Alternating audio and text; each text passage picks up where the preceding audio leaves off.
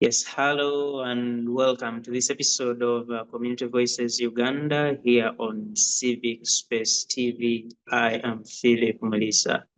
In this episode, we are discussing a matter that is quite central to the leadership of this country, and that is the National Resistance Movement Delegates Conference that was underway at Kololo for about 2 or 3 days from the 27th to the 28th. And of course, some of the activities pushing into 29th. And we want to make an assessment of what happened there, what it is that actually came out, and indeed what it means for the governance of this country, Uganda, since as we speak, the NRM is the party in power in this country, Uganda. And of course, they seek to keep that power through the general election coming in 2026. And of course, whether they will be successful or not, we continue to monitor the situation and indeed see how the individuals that took up particular spaces in this leadership will be able to contribute and influence the leadership, the governance, the economics of this country, Uganda. My name is Philip Mwirima, and I'm privileged to host a panel of distinguished citizens of this beautiful country, Uganda, and who are very knowledgeable about the subject matter, and indeed they will share with us what they saw, their opinion, but also what they think going forward can be done to make sure our experiences, our activities are much better, or even if they are okay now, we see how we sustain what we already have. And before we go in the depth of the conversation, I will afford them a minute to talk to us briefly about themselves and indeed where they are. It is our duty here at Community Voices. We love to know where our people are and how their environment is, so that we get to relate with the beauty of those particular spaces in Uganda. And I will start with you, Adonia. Ainebyona Adonia is the chairperson of Mitima NRM Youth League, and I would want to know more about Mitima NRM Youth League. And greetings, Adonia. How are you and where are you, and perhaps what can we know about your particular location today? Thank you so much, Ndugu Philip. My name is Adonia Ainebyona, as you said. I am the chairperson of the NRM Youth League of Mitima. Mitima is a sub-county in Sembabule district, and I'm also the chairperson of the same sub-county youth council. And I happen to as well serve as the guild president of King Caesar University. I'm a medical student pursuing my bachelor's of medicine and bachelor's of surgery. I'm in my 3rd year at King Caesar University. I think that is how I can briefly introduce myself. Yes, thank you so much. Where are you situated as you talk to us today, and how is that particular location today? I am situated right now in Mulago, near Mulago Hospital. Is where I'm situated. The environment is fine. We are happy people, if I am to say for now. We have relaxed a little bit from the delegates conference fatigue. We are now a little bit better. Yes. Thank you, Adonia Ainebyona. We're happy to have you here, and certainly we wish you the best of luck in your studies as a medical student. That's a heavy course and service you get into. We wish you the best. And I too have Council Enock Kamanzi. Enock is the CEO at the Genius Generation Agenda. Mr. Genius, greetings, you're welcome to the conversation, and how is where you are? Thank you so much, Phil, and the colleagues, the fellow panelists. My name is Enock Kamanzi. I'm so happy to be back to Civic Space TV. It has been a while. I am in Mutundwe as a parish. Mutundwe is one of the parishes that is shared by 2 districts. I don't know if you knew that. Yes. So some parties in Wakiso and another parties in Kampala, Rubaga division. So I happen to be in Rubaga division in particular. This place is cool. I'm so happy to be here. Thank you so much.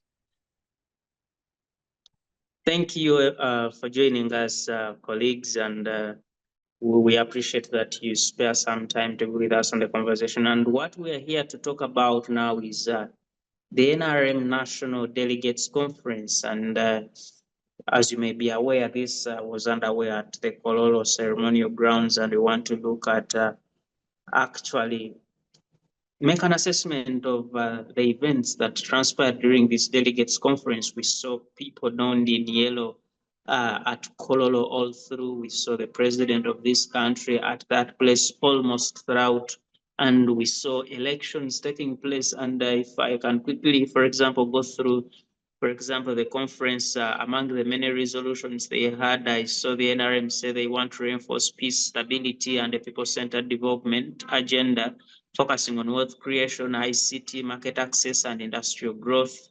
They also were speaking about strengthening regional integration and continental unity. And of course, the most important element of it was the endorsement of President Yoweri Museveni as the national chairman and the flag bearer for the NRM party come the 2026 general election.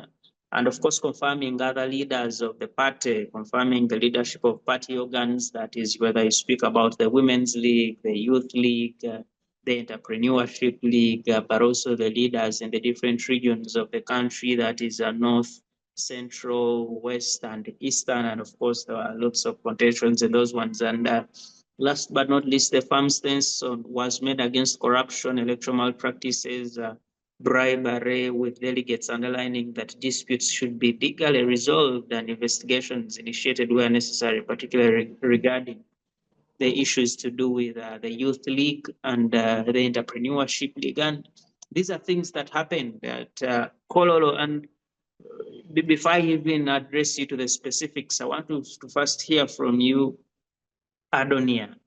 And you were a member of the NRM party and a leader in the same party.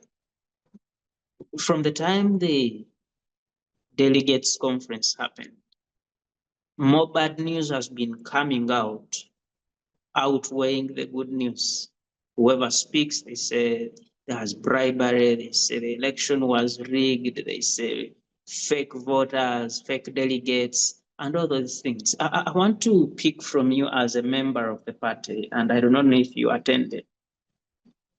What would be your assessment of the delegates conference? What happened? What did not happen? And would you say that this is an activity you would want to see again in the same form come 2029, 30, 31? Yes, Adonia.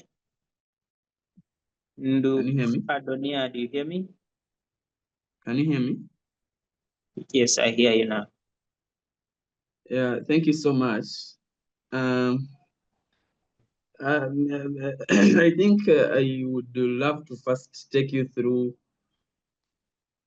why we actually convened and why that delegates conference is supposed to happen.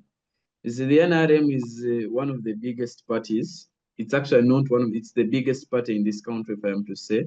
And what you actually critiquing, what you're talking about in the sense of bribery and all that, very many issues being raised here and there.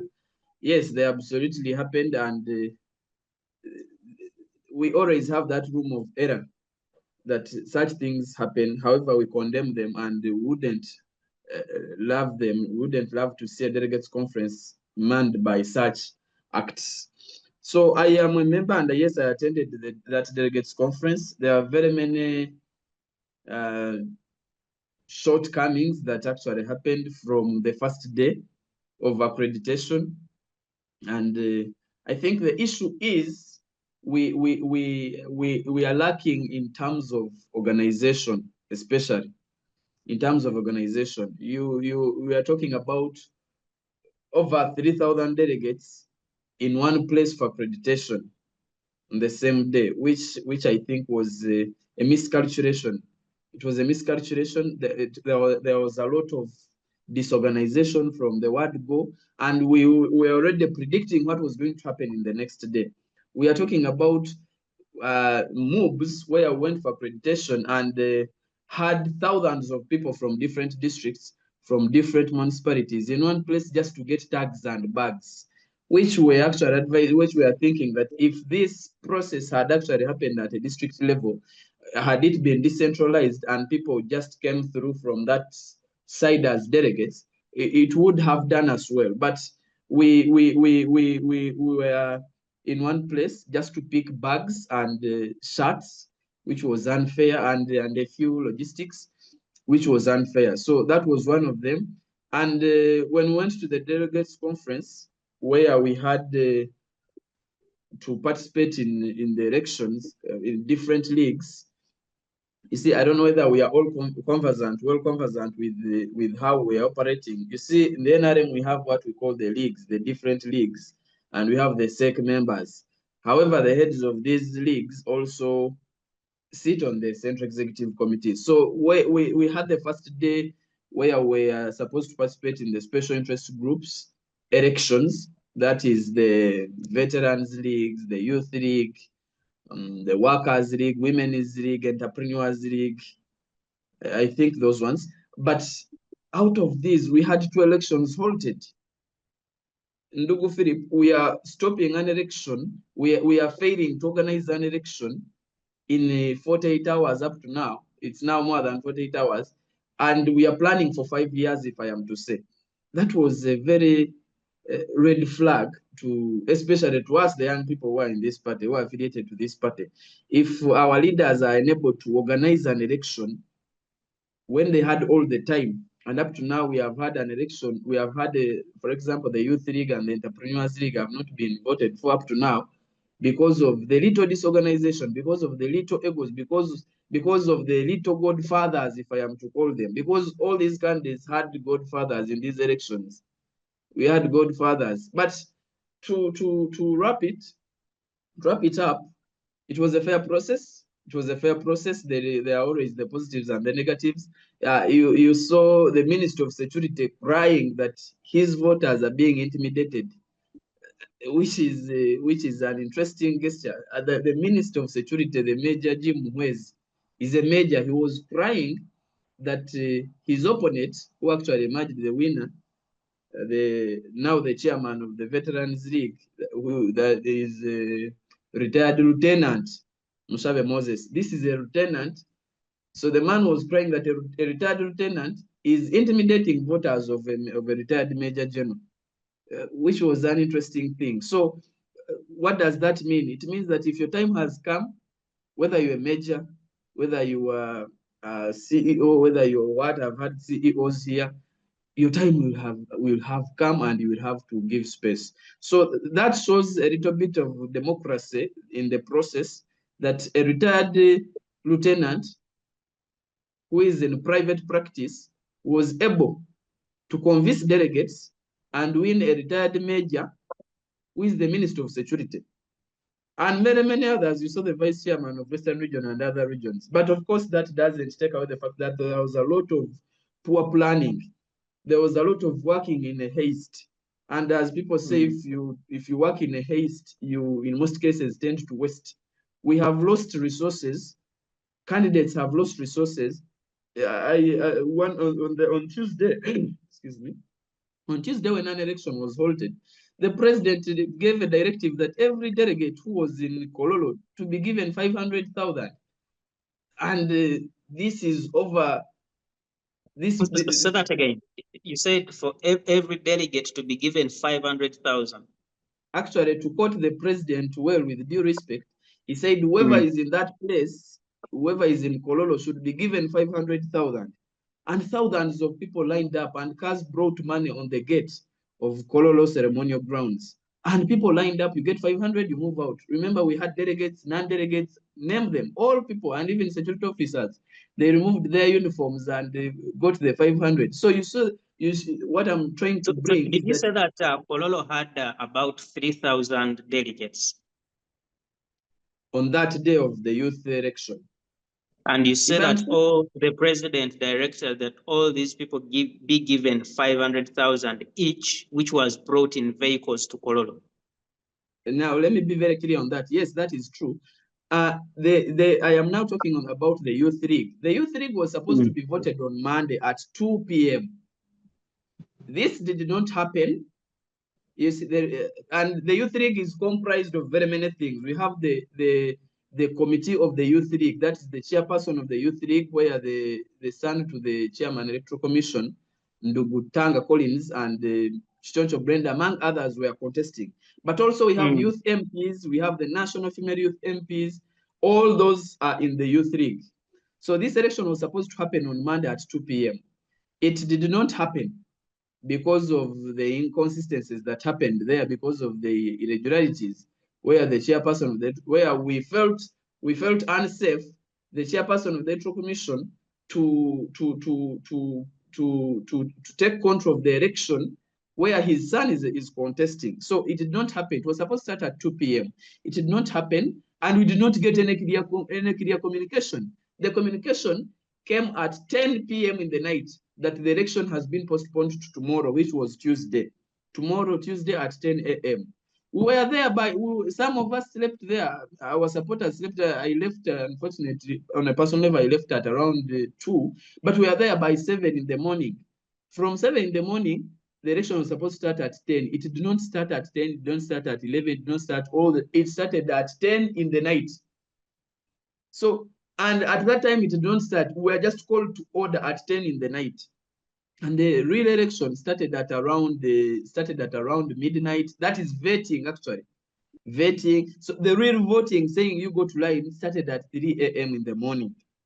So it did not happen. When we experienced, I was there myself. Ms. Choncho was able to win that election comfortably. She had 4 lines. Ndugu Collins had 2 lines. But in the process, the one of 2 lines was able to win the one of 4 lines. You get it? So which was unfair. Maybe there were short lines. Maybe, but of course they are not. But chaos erupted, and the election was stopped, and that's where the president on phone through the Secretary General of the National Resistance Movement was put on phone and stopped the election and directed to give everyone who was in Kololo 500,000. So that is the loss. I am bringing that to the other aspect of that. If you work in a haste, you will absolutely have to waste. So we have not had this Thank you, election up to now. Adonia. And you really give me a very interesting account of what actually happened at Kololo, and I appreciate that so much, and understanding that you are actually physically there to attend the delegates conference. Thank you so much. And I'll get back to you in a while. Let me first listen to Enock here. Enock, look, when I listen to this and I see, for example, the very interesting analogy of a major general crying fall of what he said is a retired lieutenant. You've had, for example, the Honorable Minister Chris Bariomunsi crying that the entire process was fake and does not qualify to be called an election and a conference. You've had the Honorable Rebecca Kadaga complaining. You've had the Honorable Captain Mike Mukula complaining. Many leaders from the NRM party have had, he mentioned Brenda Chichoncho, who was standing for NRM Youth League. Many leaders. I want to hear your assessment of this process. And when you listen to these cries from senior leaders of the NRM party, people that have been in the party for the last 10, 20, 30 years and counting, what does it even mean? 1, for the NRM, but 2, for the country that is actually gearing up for a general election in the next very few months? Yes, Enock. I want to appreciate my brother Adonia for that background. He's stating the facts as they are. He was in Kololo as well for I think 2 or 3 days, observed that. But to me, you want to first congratulate those who managed to make it and also appreciate the fact that there is a lot of urge by these people to be part of the system.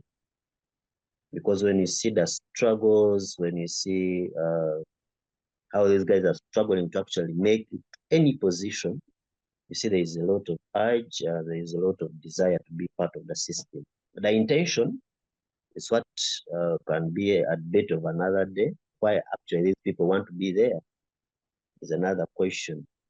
Because this will bring in the question of abnormal expenditures and a lot of money being used.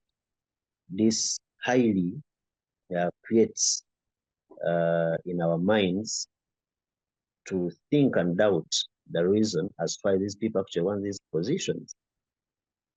Because set members, mostly to start with them, it is an advisory role and maybe scrutinizing policies and so on.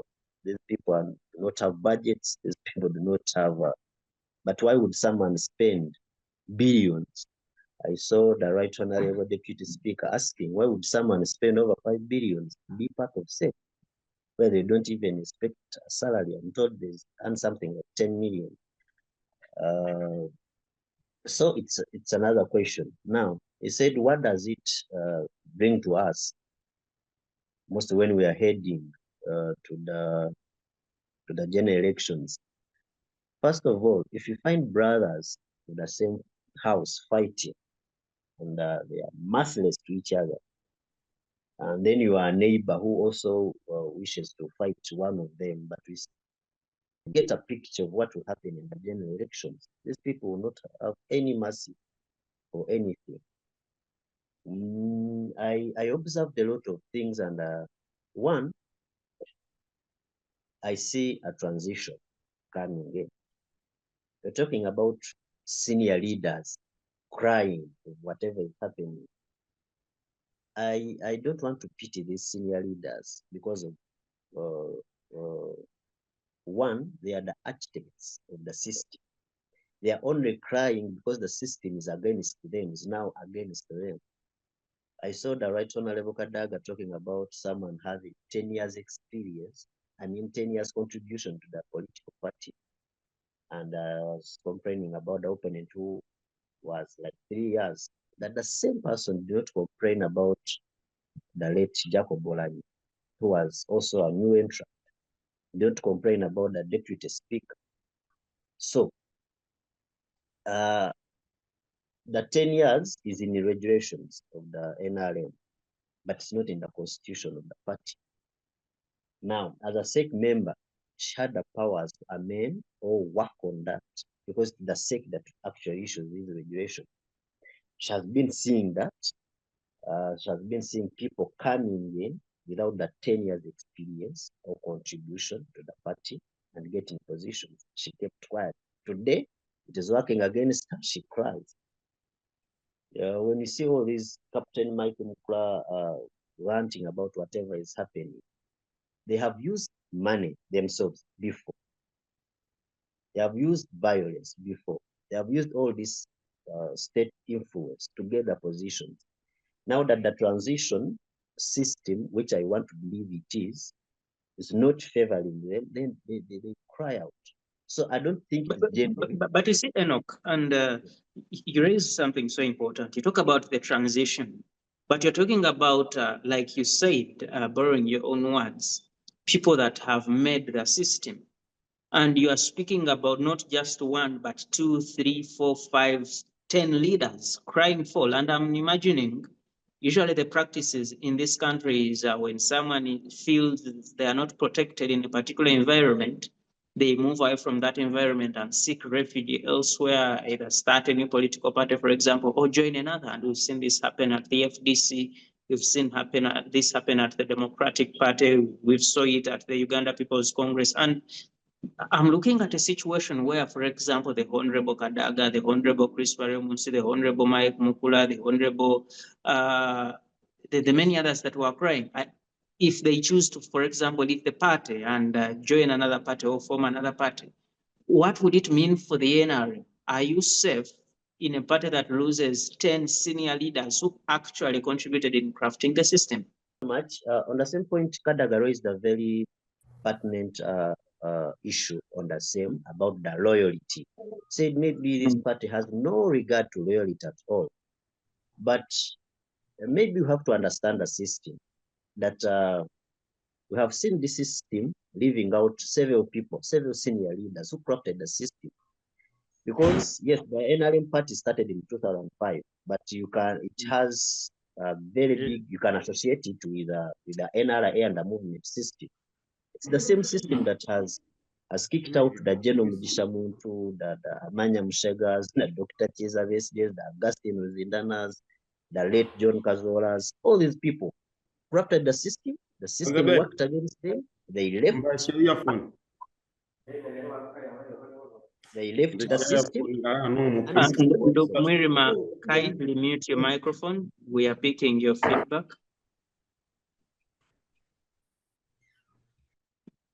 Yes, thank you. So, yes, Enock, proceed. So I don't think the chairman of the party has mastered the art of using and dumping and using the new entrants on the board.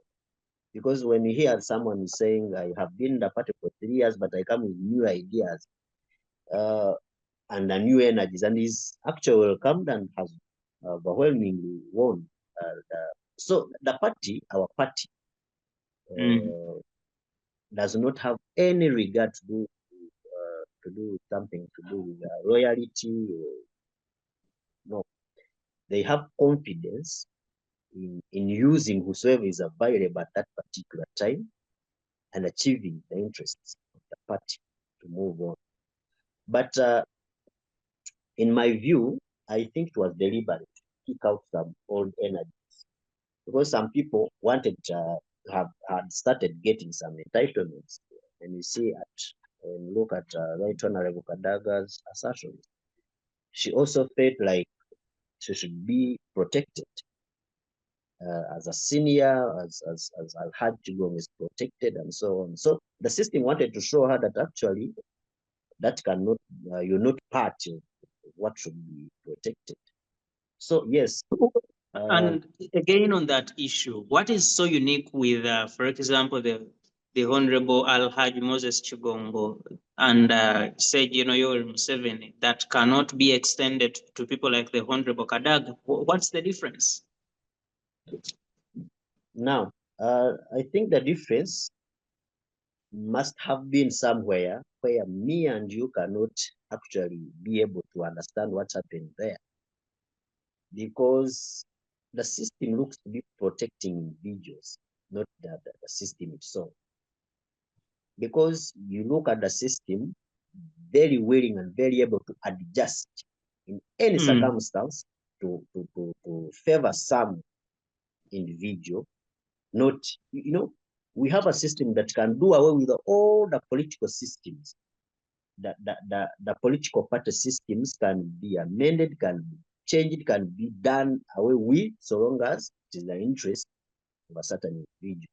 So Al-Haj Chigongo being protected, I don't think he's very special, but I think certain interests are special as regarding to him.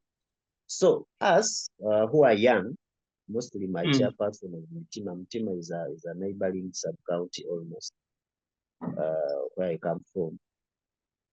The chairperson of Mitima should get worried, in my view, of how we should craft the future in the political party we all love. Because when you look at the systems, you see he was talking about the technicalities of what was happening. But I don't think these were just oversights. I think most of them were deliberate. Deliberate in a way that some of them were so evidential. I saw when, I don't know whether you observed the election of the vice chairperson for Central Region between the Honorable Kasolo Haruna and the Honorable Kalangu. Some things happened in the presence of the party chairman. He was seated there. Things unbelievable happened. and people let it go.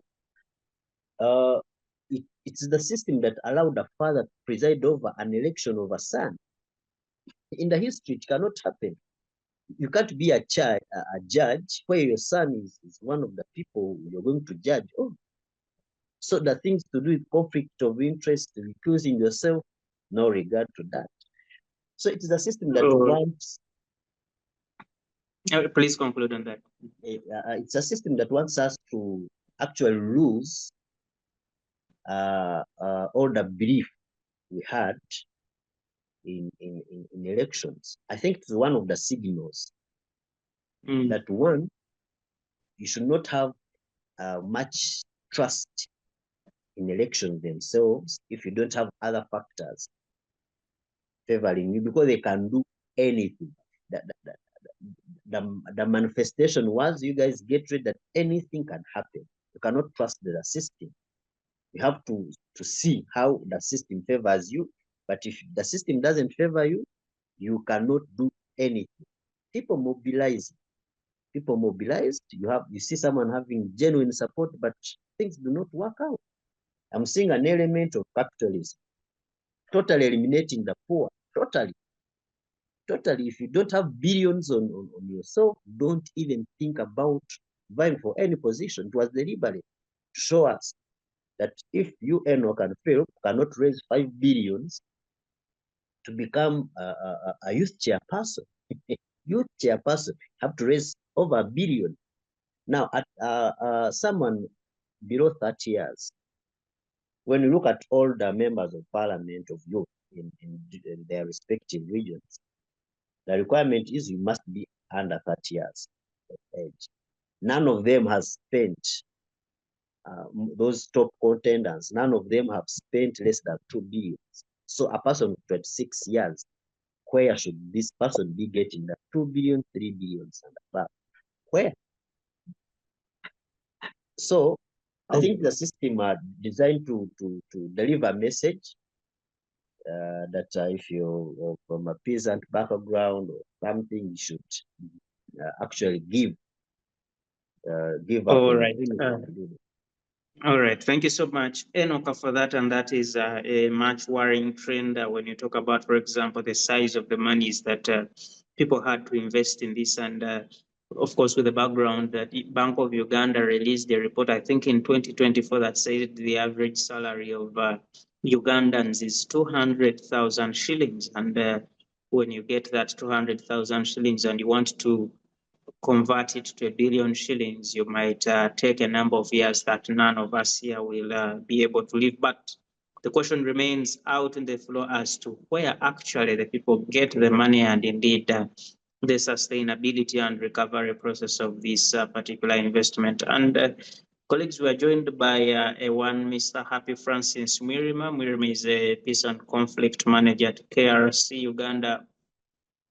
Francis, greetings, welcome to the conversation, and I want to start you exactly in the middle of the conversation. Look, the NRM is fighting. You heard the youth were fighting, the entrepreneurs were fighting, chairmen of the different regions were fighting, and the fight continues. I want to hear from you, first of all, why should the members of the same party be fighting each other? But two, and certainly what caused the fighting, but how do we resolve these conflicts to make sure we do not get the kind of divisions that we saw, for example, emerge from the Forum for Democratic Change, the divisions we saw at the Democratic Party, the divisions we keep witnessing at the Uganda People's Congress, and so on?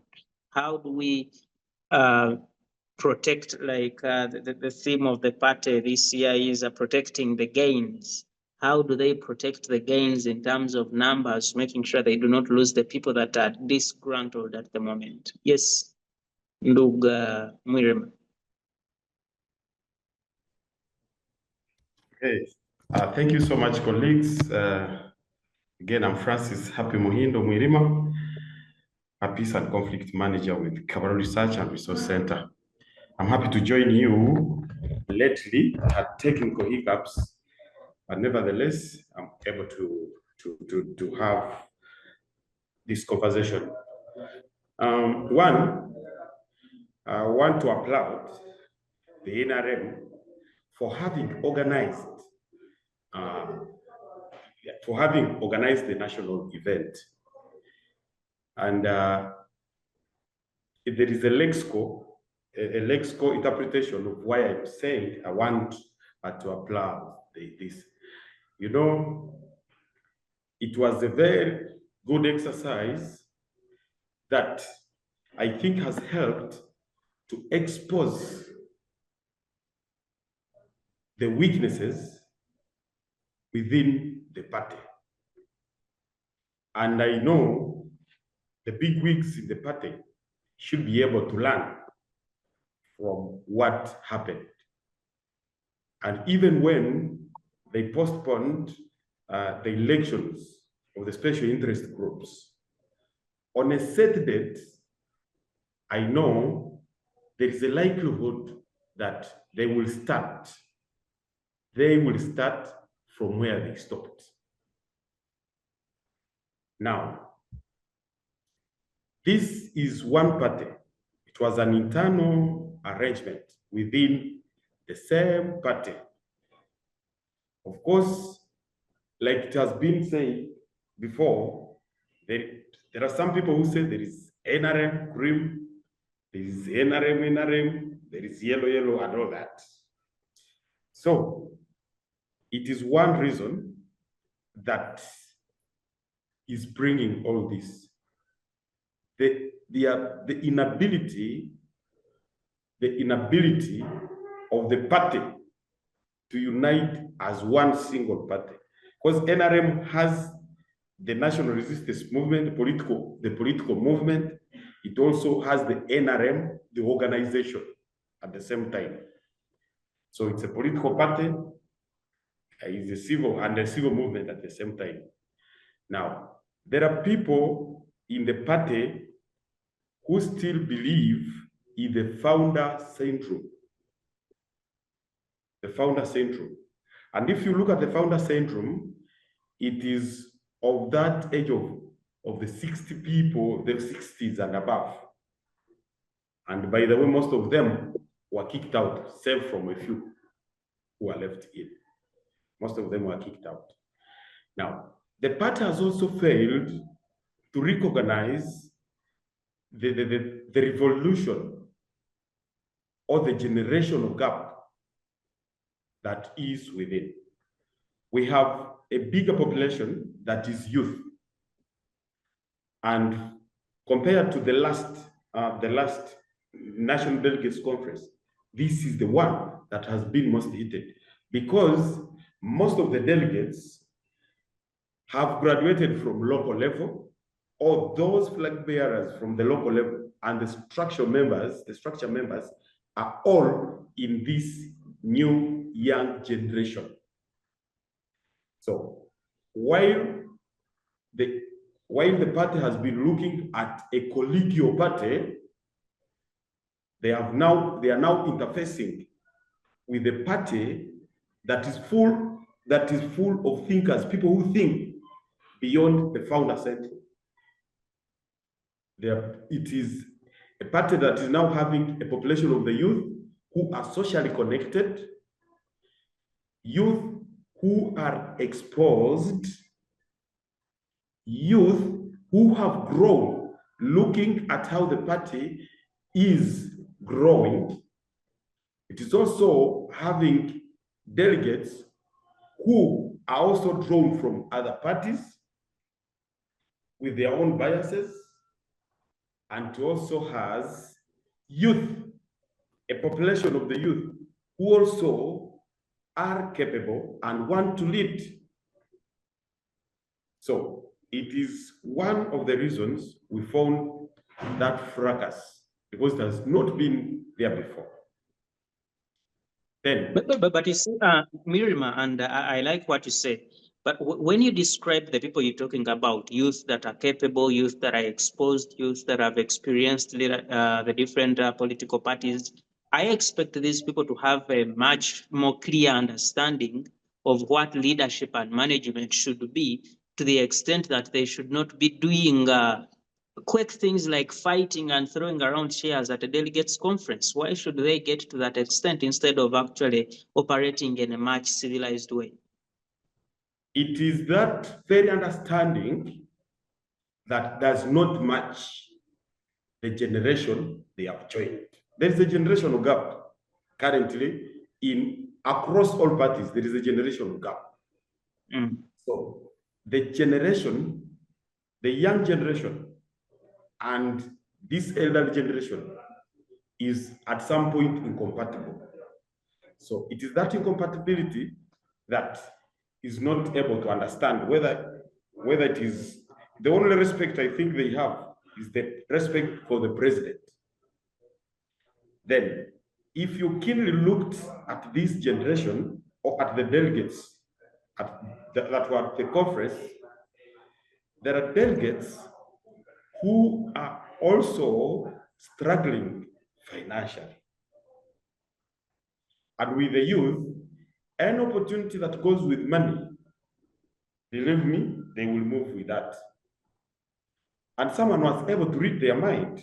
Whoever brought in money was favored. Yes, all right. Thank you, Mwirima, for that. I seem to be losing you here. I see your connection is being unstable a little bit, but thank you so much for those views, and you raise very fundamental issues there, including one to do with generation gaps within the party, and indeed the lack of compatibility in that particular regard. Yes, I see you are back. Please proceed and conclude on your submission.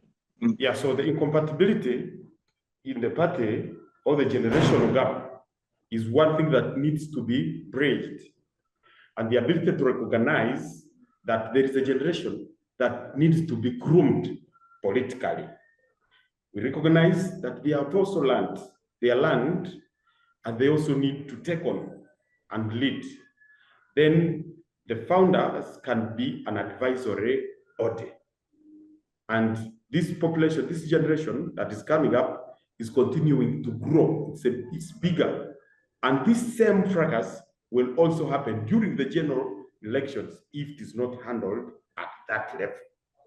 Thank you so much. And maybe one quick one. Do you think that is achievable of now handing over the leadership to the new generation and letting the old leaders take an advisory role in the party? Is it achievable in your view? One, as of now, it is not achievable, not until the founders accept. And then it also needs a proper transition. It doesn't need just to hand over, because I know the youth will say we can do this and do this. At the end of the day, they will bank chairs. So it needs a whole transition, recognizing that there is a generation that needs to take over. Thank you so much, Mwirima, for your thoughts on this particular matter. And we are still on Community Voices Uganda here on Civic Space TV, and we're discussing the NRM Delegates Conference, making an assessment of what actually happened at Kolola, and indeed drawing recommendations for the future, that how political party activities can be handled in a better way, and of course going forward, building on the progress in the country. And Enock Adonia, I want to come back to you, and I want you to speak to this issue. You see, Mwirima here just spoke about the transition, and he says there's new people coming up. And what relates to that is I've listened to comments that the Patriotic League of Uganda is actually slowly and systematically taking over the national resistance movement. And people were saying that when you look at the new Central Executive Committee, with the exception of, for example, President Museveni and Alhaja Chigongo and of course Tom Butime, the rest of the members on that committee are likely so linked to the Patriotic League of Uganda, either as members or people that have publicly expressed support for that particular organization, from the speaker to, for example, the chairperson Buganda, to the Honorable Hamson Obua, to Mr. Kiki, to almost all of them are linked to the Patriotic League of Uganda, and I want to hear your thoughts. First of all, is it such so that the PLA is actually penetrating and taking over the NRM? But two, if they are, what is left for the leaders of the traditional NRM to do to see that they are not pushed out of their political party? Yes, Adonia. Thank you so much, Philip. You see, the word likely. You see, speculation is a poor form of investment, and equally a poor form of politics.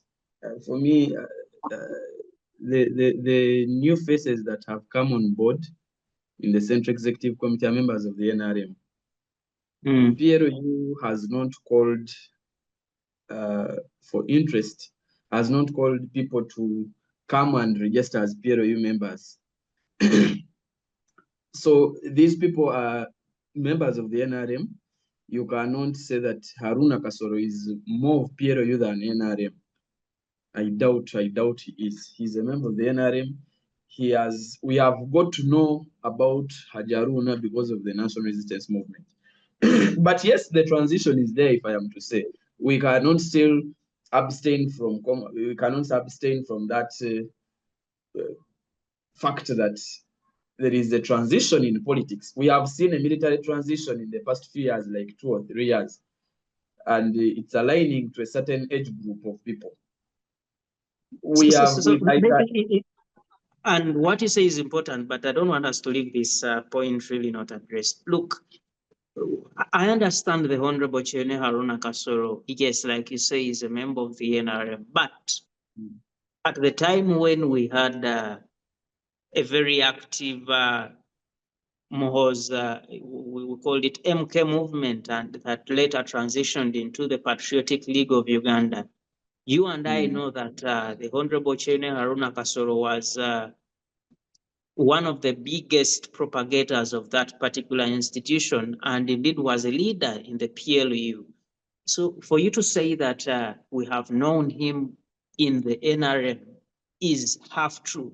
And I want to understand, when you look at him now taking over leadership to the level of the Central Executive Committee, well knowing he has interests of propagating another form of leadership, but within the NRM, doesn't that affect, one, the credibility, but two, the strength of the traditional national resistance movement?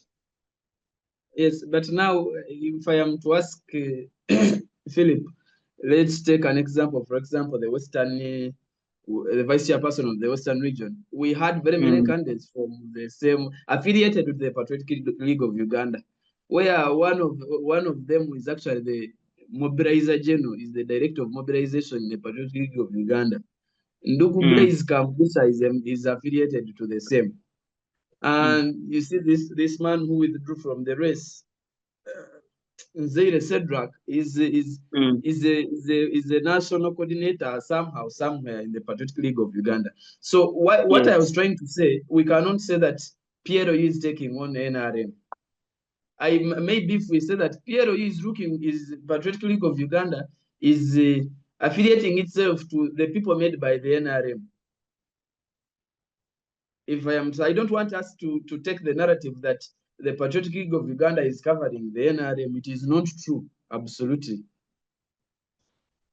It is not true, but these people, because of the circumstances that have been in play, seeing a military transition, seeing the so-called transition that we are projecting come in play. And now these people, even if it is you, Philip, and you wanted power, you will affiliate yourself with someone with power. In most cases, you will have to affiliate yourself with someone with power. So, but we are leaving the actual discussion. So the thing is, for me, my worry is that this transition is happening in one way or the other. But it is not to PLU directly, it is to the youth. It is to the young generation of people. But there is a common factor that we are leaving behind of our thinking and of the members of the party, specifically of this target group. Because we are only transitioning in terms of positions, but not in terms of people. not in terms of numbers. And that is what is going to affect us, if I am to say. But if we can now change the narrative, we accept, I think we all of us on this panel can agree with me that there has been a military transition happening. In terms of age bracket, it's not in terms of Patriotic League of Uganda. In terms of the age bracket, we have seen the political transition in the NRM in terms of the age bracket. So, but the issue that we are going to face is that the mwananchi is being left behind. If we have if we still have the group of people, still have a group of people that think that like Ndugu Mwirima has said that the yellow, the NRM, then we are aiming to shoot at a very bad rock. So the transition is happening, but it is not entirely a fact that it is a Muhoozi transition. It is a transition in terms of years, and it is on this ground that I appeal to all of us of young age to participate in politics, to get affiliated to this politics, to really take part. If we just give it a space and turn a blind ear, we'll have very many organizations after 2031 that will be talking about politicking, about human rights, about politics as we have seen them, Center for Excellence, and so on and so forth. But it is not true, Philip, that we are having a Muhoozi transition now. It is a transition of the age.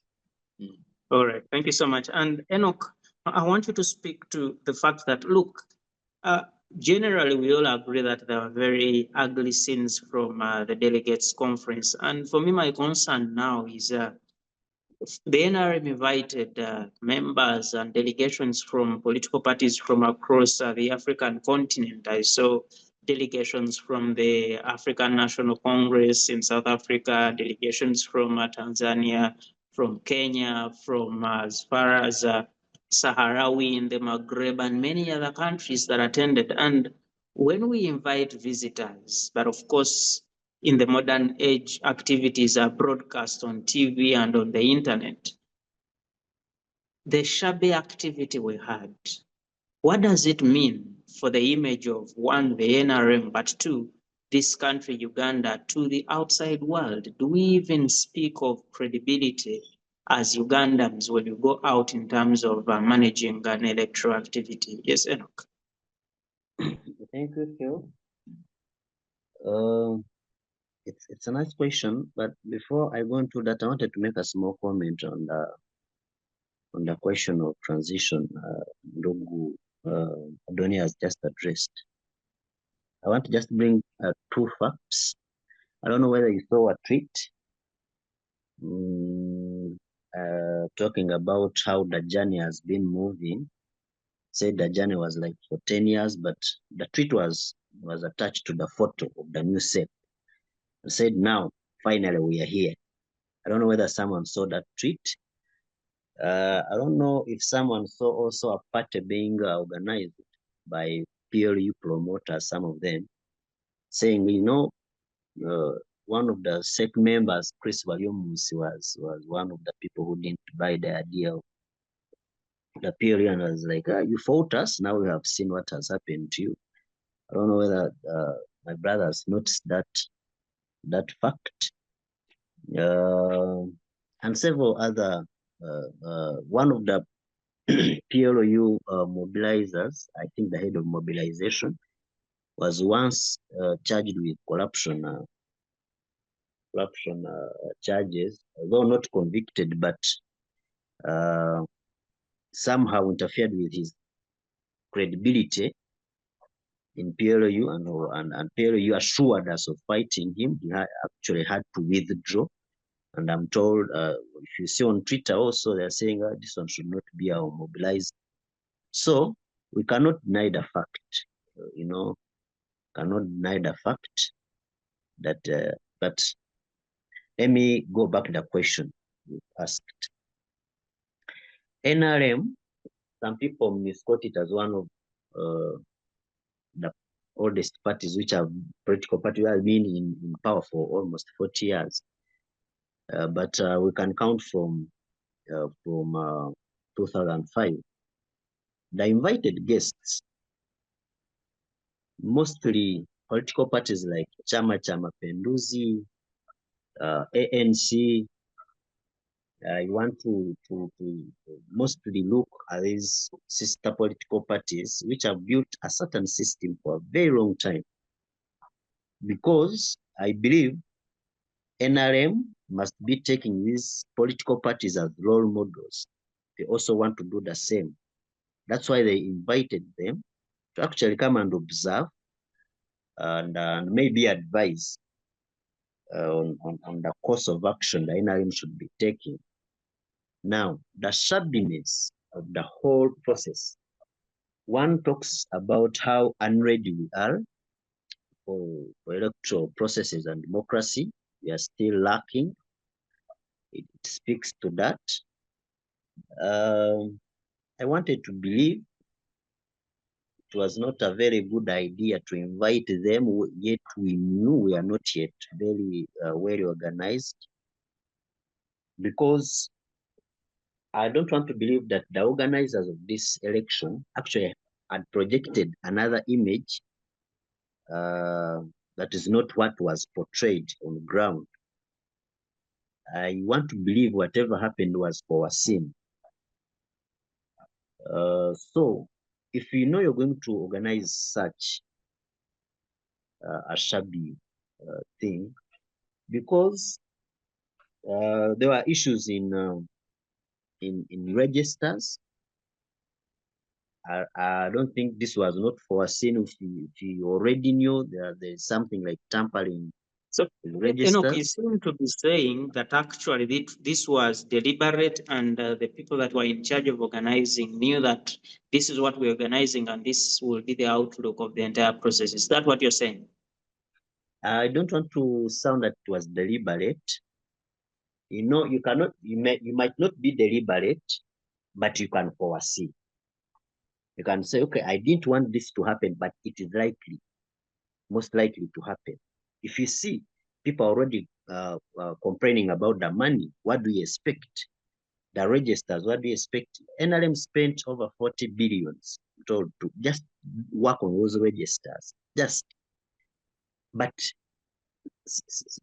if you can spend such amount of money, and then you see someone tampering with that register, because the youth elections were supposed to happen on Monday, the issues which were raised up to 10 p.m. when it was postponed was complaints about the registers.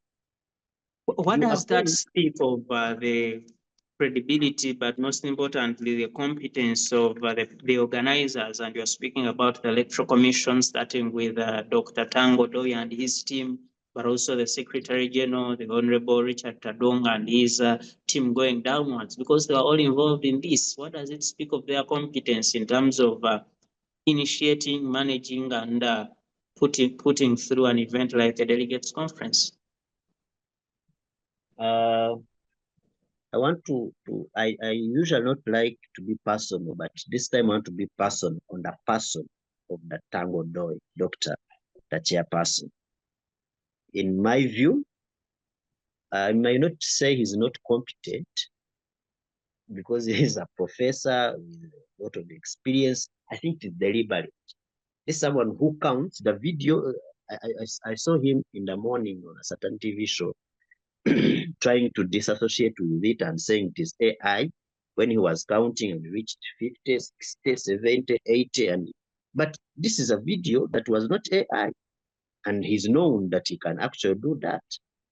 So to him, if you are inviting guests, but you know you're likely to do that, Adonia has told us that his son had lost. And I might also say that because I was there, I was observing whatever was happening.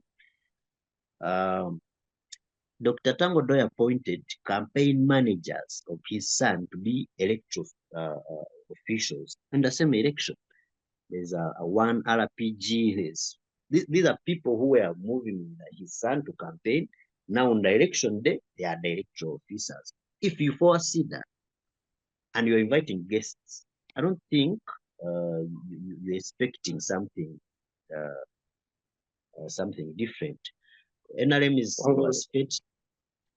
NRM spent a lot of money. You know, they had around 2004, 24,000 delegates around there. Each one, I think, was supposed to get 1.6 million. Just to look at that expenditure. And again, the candidates are issuing a lot of money. Now, if you're organizing an election and all senior leaders had made press conferences, almost all of them, the Captain Mike Muklas, all of them, decrying of malpractices already happening. So I think it was already foreseen that this is coming. All right. Thank you, Enoch, for that. And Mwirima, I want to hear from you lastly. I've had comments from people who say that actually this was a deliberate move by President Museveni to get out people who usually try to speak back to him or challenge him during NRM meetings. And they say the new group of leaders are people who will only listen to him and indeed put into practice what he desires to see in the NRM. What's your thought on that? And going forward, do you see this new SEC delivering the desired progress in the NRM, but also going forward because this is the party in power for the country, Uganda? Thank you so much, Enock Adonia, and our host, Lisa. Now, one is that we need to accept that when I'm part of it, there's no problem. When I'm not part of it, then that's what everyone is trying to rotate on, especially those who are at the delegates conference. The issue at hand is one, discrediting the ability of the leaders to manage the delegates. But it's also giving chance for the party to learn. Giving chance for the party to learn. Like we've said, like members have already put it, there is that group that is coming up that we need to accept that it has come. And also, tactically or tactfully and politically, Museveni may not say, I want to put them off, but he can tactfully put them off so that he moves on with the class. If you look at the issues or the composition, actually, Museveni again and again is moving with people who are ready to move. Not that, yeah, that's where we want, that's where we should remain. No, for me, I feel there is a positive stride, there is a positive change in the composition of the whole SEC. And we should also trust that this SEC will also move. The SEC will move. Someone is an MP, is a minister, is a prime minister, is my party leader at the district, is the party leader at LOC1, is everywhere. No, let them, they have opportunities of supporting the NRM to grow and grow. But also, there are people who can also come in, they bring ideas, fertilize these ideas, and also lead the party to some good place. I also want to look at something very small, that the National Delegates Conference, to me, should be one, I feel that it should be regionalized first. That we have regional conferences, and then all these sentiments can be managed in the specific regions. It's after these regional conferences that we can now have a national conference. So at the national conference, we are sharing out ideas that have come from every region. Otherwise, every national conference will just achieve all that. They will say we've achieved in numbers, because it's about numbers. there are two things that we are looking at. The public image. The public image within Uganda and outside is one thing that was tainted by the way the delegates handled themselves. One, in terms of fighting and all that, and two, in terms of how money was openly shared. It was all about money. Everyone was bought. That is one, public image. Internally, there is also what we have to protect. One, the money has bought what the leader of the party wanted, but it may not have bought exactly what is building the party. But within Uganda, as long as there is money, everything can be bought. Confidence can be bought, security can be bought, and even me and you can also be bought at some point. All right. Thank you so much, Mwirima, for that. And colleagues, our time is very much fast spent. When I look at the clock, we have actually about 4 minutes to be out of here. And the conversation about the national resistance movement can be interesting, and one would not want it to end, but we have to get out of here at a certain point. And I will surely give a minute to each one of us to give a final remark about this particular subject so that we are able to conclude on the conversation. I'll start with you, Enock Adonia. Your final remarks on this conversation in a minute. Thank you so much, and thank you to everyone that has participated in this. As maybe what I should conclude with, I want to send a message to Dr. Tango Doya and a prayer that may the Lord forgive him and may he get saved. And maybe a warning that he's playing chess with death. You see, the moment, beg your pardon? Please proceed. The moment you start having a lot of, and Enock talked about Madame Aritwara, and I think her mistake, the mistake that she did was thinking that she's part of the clan, and I think that is the same mistake that Tanga is doing. So I want to warn him that he's playing chess with death. He's a rude man. I also watched him in the morning. He has caused very many people financial loss, especially these young people that are coming up to contest through postponing these elections through his own mistakes. You see, the problem with him, he does mistakes and he wants to collect the mistakes himself.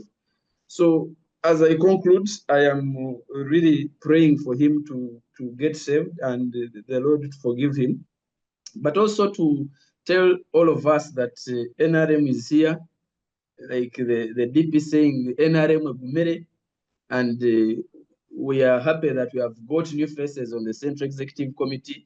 Someone was asking, why do people want to join SEC? But it's not about money, it's not about anything, but it's about service. You see, Philip, Central Executive Committee is a think tank, and it should not. It should affect. We should all get worried about whatever is happening with the Central Executive Committee of the NRM, because whatever decision that is made by the Central Executive Committee, in most cases, it goes to the caucus and it ends up to Parliament. The NRM, and it affects us either negatively or positively. So the moment we have a sober, a very productive Central Executive Committee, the better we are as a country. I thank you so much. Thank you, Adonia, for that. Enock, your final remark. Thank you so much, Phil. You want to thank you for hosting us. In my final remarks, I would like to make some few recommendations on the way forward. Just 1 minute. One, there was a mistake of Tango Doya organizing people to vote in regions. The NRM Constitution talks about regions, not sub-regions. But there were some people who are doing greater movement go here, we say base sub-region. But the Constitution talks about regions and districts. Now, I would maybe prefer voting next time to vote using districts, so that the district registrars and the NRM admins at district levels can easily identify, say, you know, you, we know you, we don't know you. That would simplify the whole process. And maybe after voting in respective districts, they can now make the conference of those who have voted at Kololo, not coming and organizing elections there.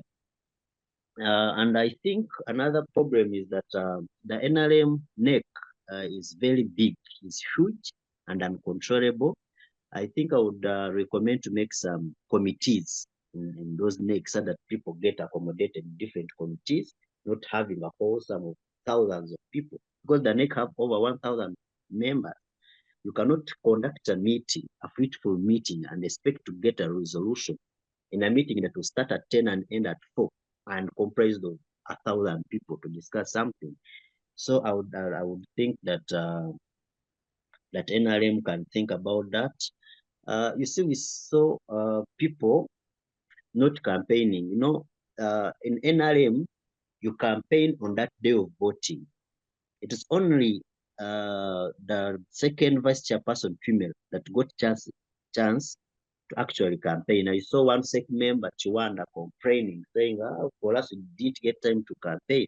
So that means you voted for people who didn't even campaign. NRM should think about not conducting elections in the night. How can you conduct elections at 3 a.m.? So counting elections at 3 a.m. We should address that, and we have election on the day and then manageable numbers. And as NRM going forward, should learn from past mistakes. That's how venture should learn from mistakes. Say what went wrong here. I saw Captain Mukula recommending reforms. Should have reforms and see the way forward, such that things should not happen. I expected NEC, SEC, to disqualify some of the candidates, mostly the candidate in the Entrepreneurs League who had taken delegates, side them in TZ. I expected them to disqualify him immediately because this was a malpractice, and someone, I think when he was asked, he said these people requested him that they want to watch CAF in TZ and Kenya. Can you imagine? So I expected SEC to actually disqualify such a candidate because we are saying some sense of impunity. Just seconds. We are saying we are seeing some sense of impunity in distributing money with impunity. NRM had constituted an NRM ethics committee, but it's not working anywhere. We would recommend also to bring it in press. Now, finally, I want you to pick interest on the SEC resolution about the age. Mostly my brother Adonia. If there is a SEC resolution on age limit, mostly on the Youth League and Elders League, because the Youth Council talks about 30 years and also talks about 60 years for the elders. NRM, one of the SEC members says they have a resolution. Actually, most of them say they sat at Mosa Courts in a SEC meeting. All right, thank you, Enoch, for that. And I seem not to hear you any longer. Mwirima, your final remark. Thank you so much, members. One is I would recommend that within the NRM, there is a Truth and Reconciliation Committee that will be able to handle some of the grievances, both at national and local level. Truth and Reconciliation Committee. And people, for example, like the likes of Tango, who have been part of this whole thing, shouldn't appear on the committee. It should be a neutral one. And like I already said, we need to also regionalize this conference. So we have regional conferences that can now feed into the national conference. So the national conference is only sieving and looking at specific issues, not everything.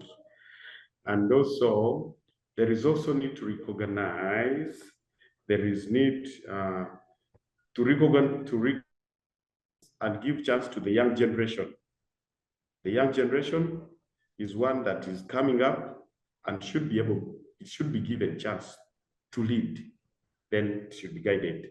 And then the party should try as much as possible to tame the laundering of money, monetization of politics. And lastly, those delegates who had come ready to be voted should surely be compensated, because they had put a lot in mobilization. And I know their minds now are, because at some point this may not even take place, much as it was promised. Thank you. Thank you so much for those thoughts. And once again, Mr. Happy Francis Mwirima, a Peace and Conflict Manager at KRC Uganda, thank you so much for your thoughts and for making time to the conversation. Adonia Ainebyona, Chairman Mitima NRM Youth League, thank you so much for your thoughts and for making time to the conversation today.